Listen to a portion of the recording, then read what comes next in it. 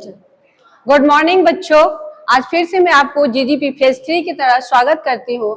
हम लोगों ने पिछले क्लासेस में न्यूट्रिशन स्टार्ट किए थे, जिसमें पोषण के बारे में उसकी परिभाषा, डिस्कवरी सारे हम लोगों ने पढ़ लिया है और साथ ही साथ उसके टाइप्स के बारे में भी पढ़ा था कि स्व पोषण और पर पोषण होता है। साथ ही हम लोगों ने न्यूट्रिशन के प्लांट्स में न्यूट्रिशन यानी कि ऑटोट्रॉफिक न्यूट्रिशन, स्व पोषण कैसे होता है और प्लांट्स अपना भोजन कैसे करता है, इस प्रक्रिया को फोटोसिंथेसिस के द्वारा सारे हम लोगों ने एक्सप्लेन कर लिया। आज हम लोगों का नेक्स्ट टॉपिक है ऑर्गेनिज्म में पोषण कैसे होता है, किसी भी जीव में पोषण कैसे होता है। जीव या हम लोग भी जीव हैं, यानी कि जीव कितने तरह के होते हैं, तो दो तरह के होते हैं, एक कोशिकीय और बहुकोशिकीय। सबको पता है एक कोशिकीय का मतलब क्या होता है, जिस जीव का शरीर एक कोशिका का बना होता है। एक कोशिकीय एक से अधिक का बना होता है तो बहुकोशिकीय यानी कि मल्टी सेलुलर ऑर्गेनिज्म।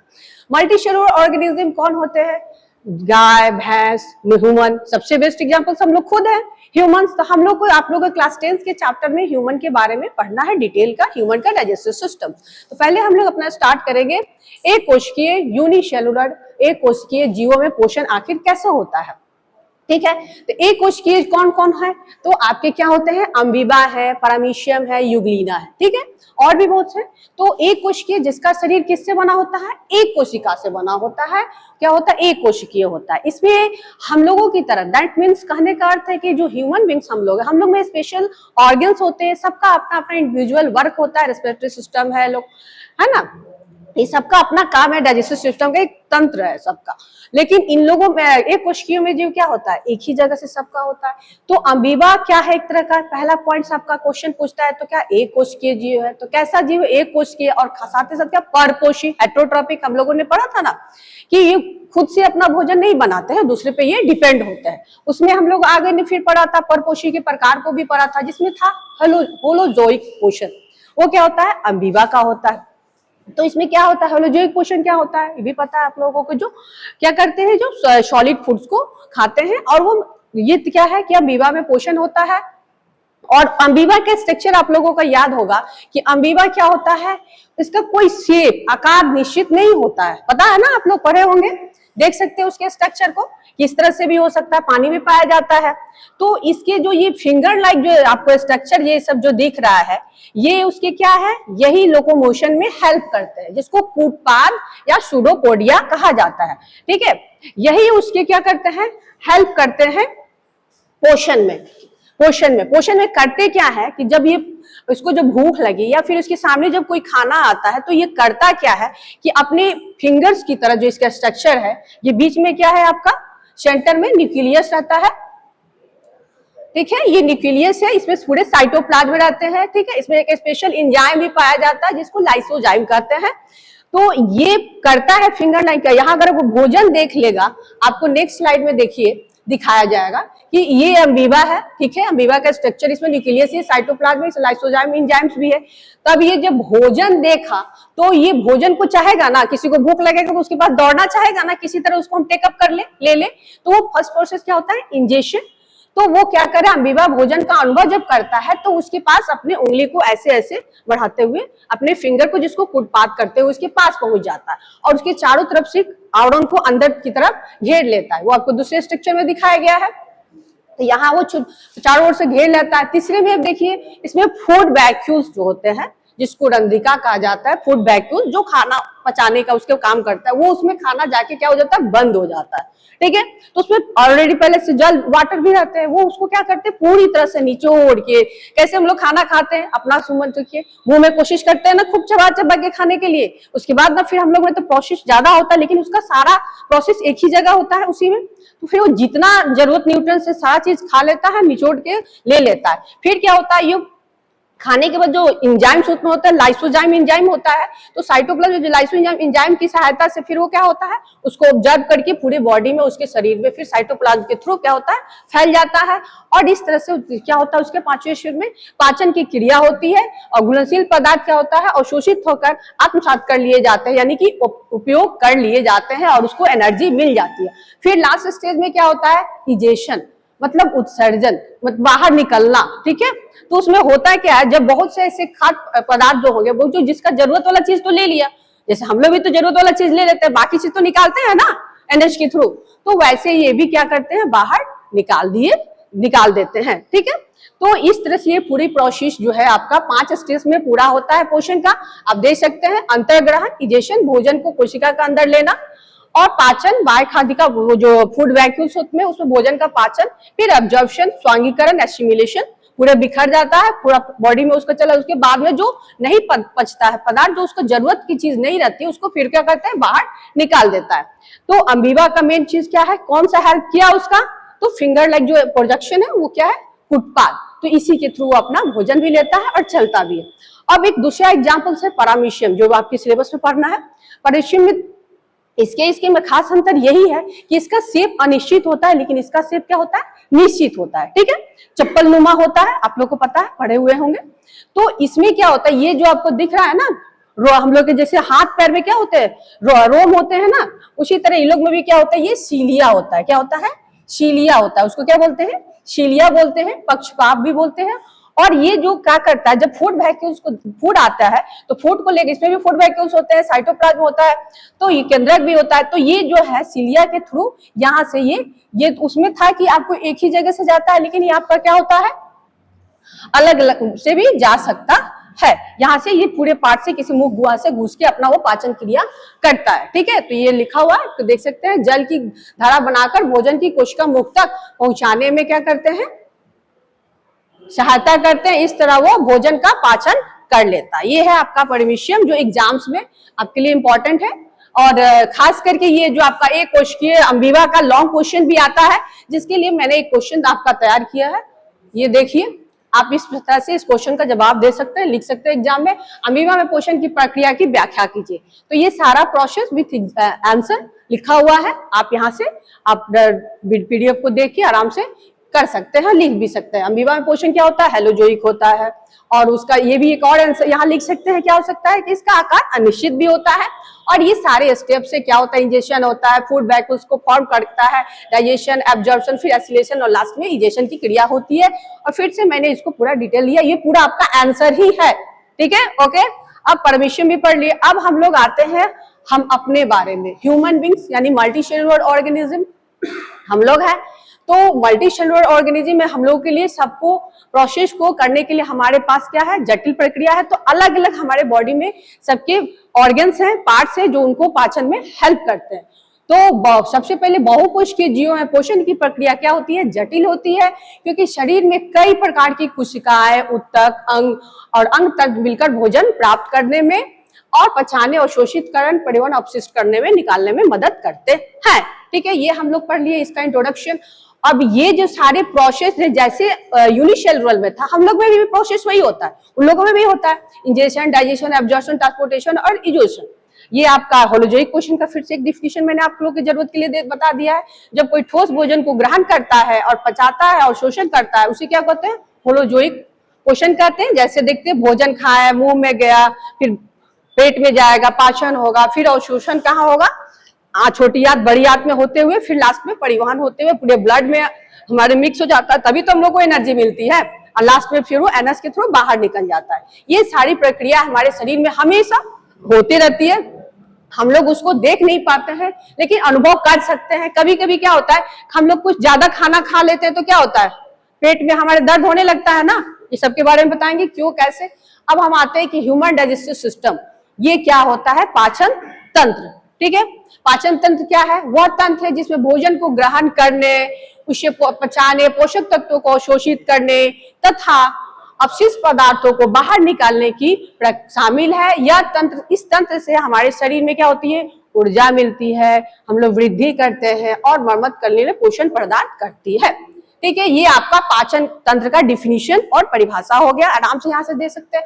अब ये पाचन तंत्र में जो है, हमारा शरीर में कौन कौन से ऑर्गन है जो हेल्प करते हैं पाचन तंत्र में, तो वो मेन पाचन तंत्र ये है, कुछ एसेसरी अंग होते हैं, सहायक अंग जो उसको हेल्प करते हैं, यानी एंजाइम उसको देते हैं, जो हार्डली चीज होता है, फैट्स नहीं हो पाएगा डिजोल्व, तो कैसे करेगा, कुछ कुछ एक्स्ट्रा एंजाइम्स भी आते हैं। तो ये प्रोसेस भी याद रखना होगा। ये वाला चीज जो है आप चाहिएगा तो एक बहुत अच्छे तरह से याद कर लिए। प्रोसेस एग्जाम में 1 नंबर ऑब्जेक्टिव में प्रोसेसिंग पूछता है कि इसके बाद क्या होता है, इसके बाद क्या होता है। तो एलिमेंट्री कैनाल लगभग हमारे शरीर में कहां से, माउथ से आपका स्टार्टिंग होता है, पूरा एनस तक होता है, ठीक है। जो आप एक फिगर देखिए, यहां से जो है माउथ से शुरू होते हुए पूरा यहां तक का लगभग लंबाई 8 से 10 मीटर का होता है, ठीक है। ये एलिमेंट्री कैनाल का सबसे ज्यादा मनपूरा होता है, जिसमें आपके सारे पार्ट्स आते हैं। क्या होते हैं? सारे पार्ट्स आते हैं। ये है आपका स्मॉल इंटेस्टाइन, ठीक है। ये है आपका लार्ज इंटेस्टाइन, ये आपका पैंक्रियाज है, ये क्या है, लीवर है, ये क्या है ग्रीन वाला, गॉल ब्लैडर है, ये क्या है, स्टमक है, ये है आपका ओशोफेगस ग्रास नली। इसको याद करने का बेस्ट तरीका है, हमेशा पूछता है कि कौन सा डाइजेशन में किसके बाद क्या होता है, इसके बाद क्या होता है। एग्जाम में आपके पूछता है कि एक सीरीज से बताइए कि पाचन तंत्र में कैसे होता है। तो सबसे पहले क्या होगा, माउथ, फिर ओशोफेगस, ग्रास नली, ग्रास नली से कहा जाएगा स्टमक, स्टमक से कहा जाएगा छोटी आंत, छोटी आंत से फिर बड़ी आंत, बड़ी आंत से फिर आपका होते हुए एनस यानी रेक्टम से बाहर निकल जाता है। यही एक प्रोसेस है।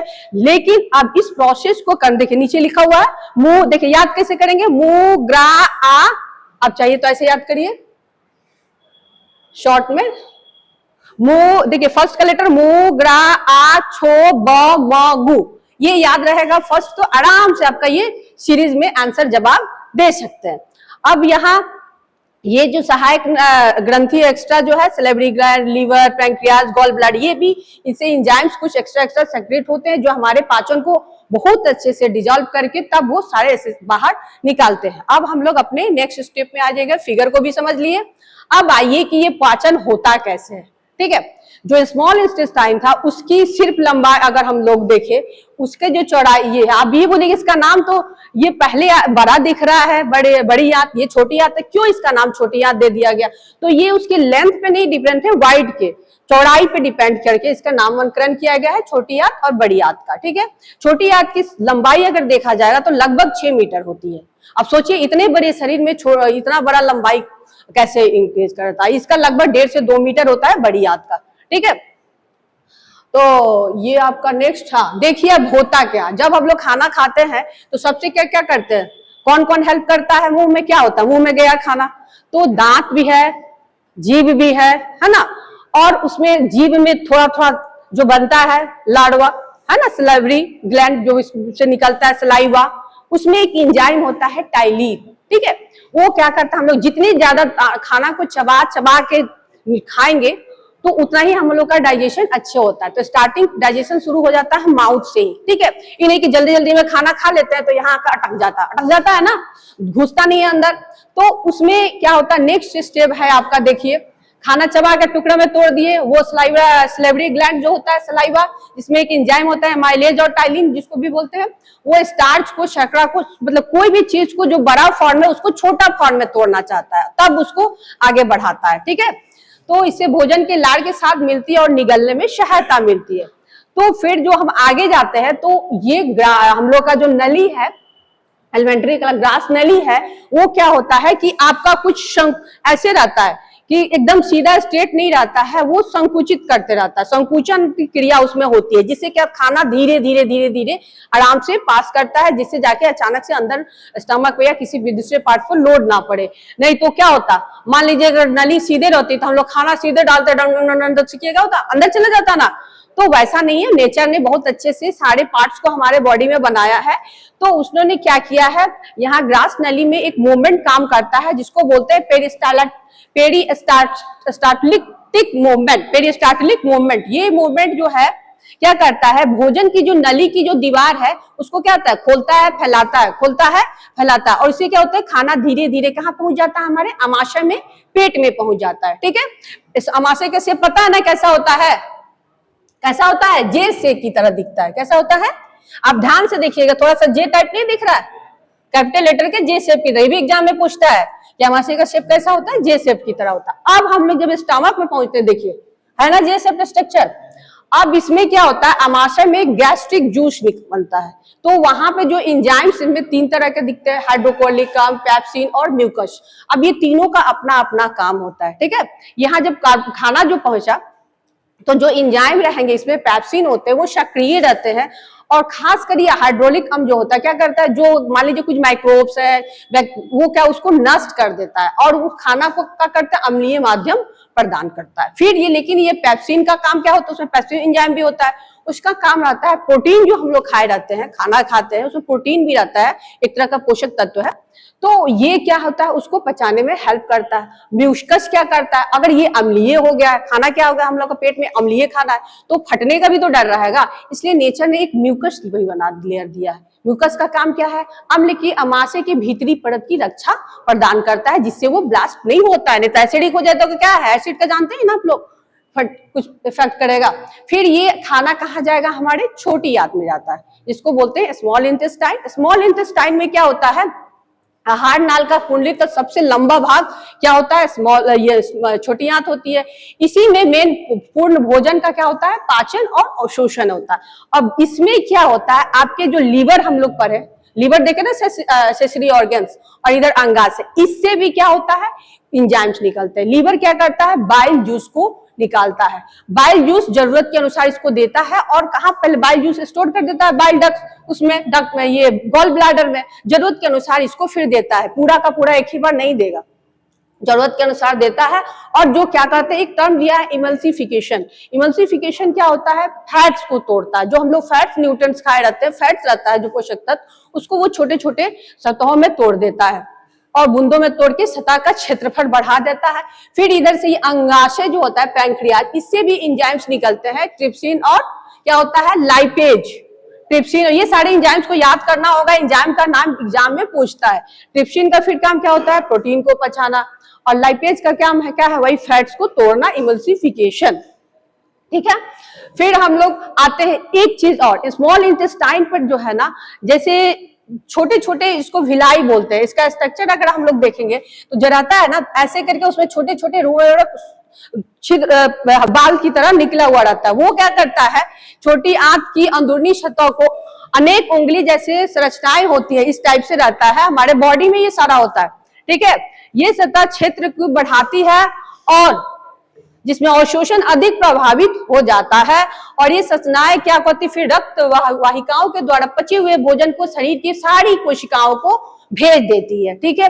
फिर इसके बाद ये सारे कर्मकांड होने के बाद लगभग भोजन पच गया है, बहुत अच्छे से डिजॉल्व हो गया, लेकिन इसमें कुछ ना कुछ वाटर के फॉर्म में अगर रह गया तो फिर वो भी, हम लोग का नेचर ऐसा है, हमारे बॉडी में ऑर्गन्स दिया है, उसको भी नहीं छोड़ता, उसको भी निचोड़ निचोड़ के बाहर अपने शरीर के लिए पोषक तत्व ले ही लेता है। तो वो काम होता है बड़ी आंत में। बड़ी आंत में क्या होता है, जो भोजन अवशोषित हो जाते हैं, फिर भी वो वहां भेज के जो शेष पदार्थ जल के रूप में अवशोषित, उससे भी ले लेता है पोषक तत्व को, और लास्ट में फिर NH के टर्म में यहाँ पे वो बाहर निकाल देता है, और यह गुद्दा फिल्टर करके फिर वो पेशियों वाले से नियंत्रित किए जाते हैं। अब एक टर्म है यहाँ, शाकाहारी और मांसाहारी। आप लोग जो गाय होते हैं, भैंस होते हैं, उसमें क्या होते हैं कि ये जो हार्बी, उनका सेलुलोज को पाचन करने के लिए, सेलुलोज पाचन करने में टाइम लगाता है, इसके लिए उनकी आंत क्या होती है, थोड़ा ज्यादा बड़ा होता है। ये भी ऑब्जेक्टिव टाइप एग्जाम में पूछता है कि जो गाय है, चाहे हार्बीवोरस जो शाकाहारी जंतु है, उनके पाचन हेतु छोटी आंत क्या होती है, बहुत लंबी होती है, याद रखना होगा। मांसाहारी में क्या होता है, कार्निवोरस में वो छोटी होती है, ठीक है। अब आइए, ये हमारे सारे एंजाइम्स का नाम एक जगह लिखा हुआ है, इसलिए भी आपके ऑब्जेक्टिव्स के बनाने के लिए बहुत ही आसान है कि मुख में जो लार होता है, सलाइवा, उससे क्या होता है, टाइलिन सिलेब्री एमाइलेज, जो स्टार्च को माल्टोज में चेंज करती है। अमाशय में गैस्ट्रिक जूस पेप्सिन प्रोटीन को पेप्टोन में चेंज करता है। छोटी आंत का जो ड्यूडेनम क्या होता है, पैंक्रियाटिक जूस कैप्सिन लिप्सेज एमाइलेज में प्रोटीन वसा कार्बोहाइड्रेट के पाचन में हेल्प करता है। साथ ही साथ पीत, जो बाइल जो वहां से आया था आपको लीवर से, वो क्या होता है, वसा का तोड़ता है, फैट्स को तोड़ता है। छोटी आंत में पूरी तरह से एब्जॉर्प्शन की क्रिया हो जाती है, तो इंटेस्टाइनल जूस से मैल्टोज, सुक्रोज, लैक्टोज, ये सब क्या है, एंजाइम्स है। मैल्टोज ग्लूकोज को तोड़ता है, सुक्रोज ग्लूकोज फ्रुक्टोज में टूटता है, फिर लैक्टोज ग्लूकोज और ग्लैक्टोज में टूटता है, पेप्टोन अमीनो एसिड में, यानी कि प्रोटीन है तो अमीनो एसिड में टूटता है, ठीक है। सब एग्जाम के व्यू से आपके मन में लिखा है। पोषक तत्व के अवशोषण का स्थान, कार्बोहाइड्रेट कहाँ होता है, अवशोषण ऑब्जर्व होता है, तो छोटी आंत में, भिलाई के माध्यम से फिर प्रोटीन में छोटी आंत में वसा लिपिड कहाँ होता है, छोटी आंत लैक्टिकल अम्ल के माध्यम से। फिर विटामिन कहाँ होता है, छोटी आंत में होता है। जल और लवण का छोटी और बड़ी आंत दोनों में होता है। फाइनली इजेशन की क्रिया होती है, जिसमें क्या होता है, जिन पदार्थों को जो मान लीजिए वो हमारे बॉडी के लिए कचरा होता है, वो जरूरत नहीं है, उपयोगी नहीं है, वो उन्हें बड़ी आंत से जल अवशोषित होने के बाद मल के द्वारा समय समय पर मलाशय के रूप में वो बाहर निकाल दिए जाते हैं तथा गुद्दा के द्वारा बाहर निकाल दिए जाते हैं। ठीक है, ये सब आपका जो हमारे तंत्र है, पाचन तंत्र है, श्वसन तंत्र है, परिसंचरण तंत्र है, ये सब का हमारे डाइजेस्टिव सिस्टम में हेल्पफुल करते हैं, मदद करते हैं। पाचन तंत्र भोजन प्रदान किए, भोजन का फिर क्या होता है, ऊर्जा में हमारे शरीर में निकलता आता है। फिर ये परिसंचरण पोषक तत्वों का क्या करता है, पूरे बॉडी में फैला के परिवहन करता है, तभी तो हम लोग ग्रोथ करने लगते हैं, एनर्जी मिल जाती है और लास्ट में अपशिष्ट पदार्थों का बाहर निकाल दिया जाता है। फाइनली एक की पॉइंट ये भी देखिए, बहुकोशिकीय जीव में पोषण जटिल और क्या होता है, समन्वित प्रक्रिया होती है। सब ऑब्जेक्टिव टाइप्स एग्जाम्स के लिए है। मोनोजोइक पोषण में भोजन का पाचक आंतरिक रूप से होता है। पोषक तत्वों का अवशोषण मुख्यतः छोटी आंत में होता है। अपशिष्ट निष्कासन बड़ी आंत मलाशय तथा गुदा से होता है। सभी प्रणाली आपस में मिलकर पोषक क्रिया को सफल बनाती है। अब नेक्स्ट आप लोग के टॉपिक में ये सब भी देख सकते हैं, कार्बोहाइड्रेट से हमको क्या मिलता है, प्रोटीन से क्या मिलता है, ये सारे जो न्यूट्रिएंट्स हैं, पोषक तत्व हमारे शरीर में क्या है, हेल्प करते हैं। किस चीज में, कहाँ, हड्डी के लिए खनिज लवण कैल्शियम वगैरह से होता है, ये सारे चीज आपका एक जगह मिल जाएगा। अब हम लोग आते हैं सिलेबरी ग्लैंड, जो हम लोग माउथ में पढ़ते हैं, क्या होता है, एंजाइम पढ़े ना, सिलेबरी भी आप लोग एक बुक में पढ़ना है, इसके बारे में एग्जाम में क्वेश्चन आता है। ठीक है, तो छोटा छोटा स्लाइड में मैंने आपको बताया है कि सिलेबरी ग्लैंड्स क्या होते हैं। लार ग्रंथि मुंह के अंदर स्थित वे ग्रंथियां होती हैं जिससे लार का स्राव होता है। लार भोजन को नम और क्या करती है, गीला बनाती है और निगलने में फिर हम लोग की सहायता करती है। साथ ही साथ इससे पाचन, यहीं पे इसी से क्या होता है, पाचन की क्रिया शुरू हो जाती है, प्रारंभ हो जाती है। लार ग्रंथियां कितने प्रकार की होती है, 3 प्रकार की होती है। एक होता है ये कान के पास, जिसको पैरोटिड ग्रंथि कहते हैं। दूसरा, इसमें से जो एक नली निकलती है उसको एक्सटेंशन नली कहते हैं। सारे ऑब्जेक्टिव्स टाइप के क्वेश्चन यहाँ से बनेंगे, एग्जाम में पूछते हैं। नेक्स्ट है आपका दूसरा, अधजबड़े के नीचे स्थित सब मेंडुलरी ग्रंथ, आप देख सकते हैं। ठीक है, इसमें जो नली निकलती है, ये पतला, ये वाला, उसको बोलते हैं वर्नटर्न नली। ठीक है, नेक्स्ट है सड़े के बारे में लिखा हुआ है। ये सबसे बड़ी लाल ग्रंथि होती है, कान के नीचे होती है। सबसे बड़ी लाल ग्रंथि कौन सी होती है, याद रखिएगा, पैरोटिड ग्रंथि होती है, ग्लैंड होती है। इसका नलिका एक्सटेंशंस नली कहलाता है और ऊपरी दाढ़ के पास खुलती है। नेक्स्ट है जबड़े के नीचे स्थित सबमेंडिबुलरी ग्रंथि, जो निचले जबड़े के नीचे स्थित होती है और इसका नलिका वर्नटर्न नली के कहलाता है, जो जीभ के नीचे खुलती है। कहाँ खुलती है, जीभ के नीचे। ये कहाँ खुली थी, याद रखिएगा, इनका नलिका एक्सटेंशन नली खुलता है जो ऊपरी दाढ़ के पास खुलती थी। ये कहाँ, जीभ के। तीसरा है सबलिंगुअल ग्लैंड, ये देख लीजिए आपका कहाँ है, यहाँ पे होता है। इसको इस जीभ के नीचे स्थित होती है। इसकी अनेक छोटी नलिकाएं होती है जो मुंह के फर्श पर जाके, मुंह के जो फर्श है माउथ के, इसी में जाके खुलती है। ये एग्जाम से पूछते हैं और याद रखना होगा। लार की जो संरचना होती है उसमें क्या क्या होता है, कंपोजिशन आप देख सकते हैं। क्या है, म्यूसरीन है, वो जो भोजन को नम करता है। फिर टाइलिन है, सिलेबरी ग्लैंड जो स्टार्च को माल्टोज में तोड़ता है। नेक्स्ट है, यही से यही पाचन में बहुत हेल्प करता है। लाइसोसाइम एग्जाम जो एंटीबैक्टीरियल होता है। सॉल्ट है, NaCl, KCl और बाइकार्बोनेट पीएच को उपयुक्त बनाने के लिए होता है। और लार का काम क्या है, भोजन को नम चिकना बनाकर निगलने में हेल्पफुल करना, सहायता करना। लार में उपस्थित टाइलिन स्टार्च को माल्टोज में बदलकर पाचन की क्रिया को आरंभ करती है। लार मुंह की सफाई करती है। लार में उपस्थित लाइसोजाइम हानिकारक जीवाणु को नष्ट कर मुंह को, माने माउथ को संक्रमण से बचाती है।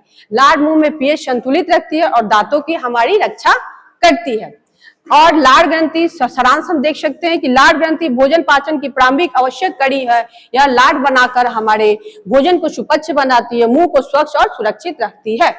ये नेक्स्ट है दांत, ये सारे हेल्पफुल कर रहे थे, सारे एग्जाम्स के लिए क्वेश्चन पूछेगा। दांत क्या होता है, दांत कितने प्रकार का होता है, दांत का क्या कार्य है, ठीक है।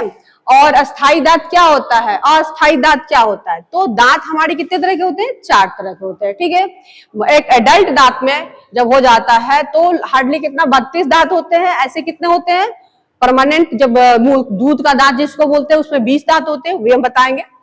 कर्तन इंसीजर होता है, ये दांत का जो ये ब्लू वाला भाग दिखता है यह इंसीजर है। कर्तनर है, ये पर्पल वाला क्या है, ये आपका यहाँ होना चाहिए था, क्या है, रदनक है, ठीक है, जो ऊपर 2 नीचे 2 रहता है। फिर यही मेन है, क्या है, जो मांस मछली हम लोग खाते हैं ना, यहीं से चीरते हैं। नॉनवेज जो खाते हैं लोग मांसाहारी होंगे, बाघ टाइगर ये सब क्या करते हैं, इसी पे देखिएगा शिकार जब करते हैं तो यहीं से पकड़ के वो खींचते हैं। और नेक्स्ट है प्रीमोलर होता है, ठीक है, वो कितना होता है, इनकी संख्या 8 होती है, 4 ऊपर और 4 नीचे, ग्रीन कलर येलो कलर से दिखाया हुआ है।